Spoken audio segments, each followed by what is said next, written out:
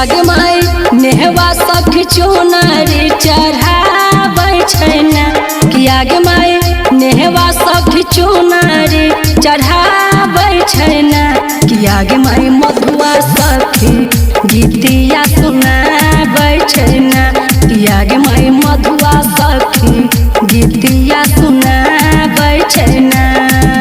कि आगे माई सबनम सखी काला सा बैठाबै छै ना आगे माई सोरह सिंगार से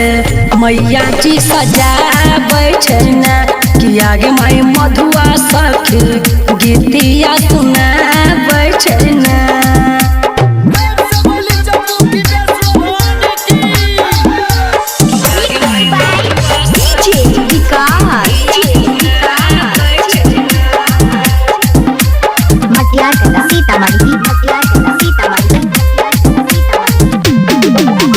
जहिया से चढ़ गेले नवमी कोई सखी पूजा में कलकै न कमी। जहिया से चढ़ गेले नवमी कोई सखी पूजा में कलकै न कमी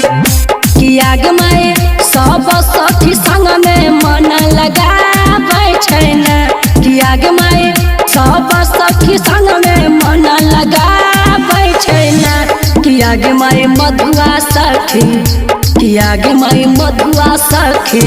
गीतिया सुनाबै छै ना कि आगे माई सबनम सखी काला सा बैठाबै छै ना।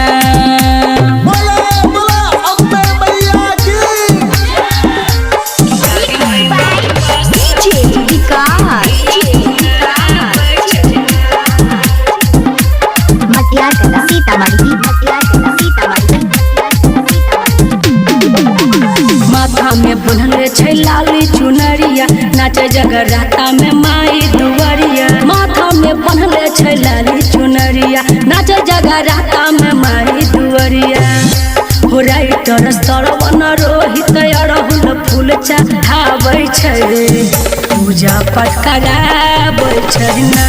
सीमा सोनेही के भजन बाजाबै छै मैया के मनाबै छै ना कि आगे माई नेहवा सखी चुनरी चढ़ाबै छै ना कि आगे माई मधुआ सखी गीतिया सुनाबै छै ना कि आगे माई मधुआ सखी गीतिया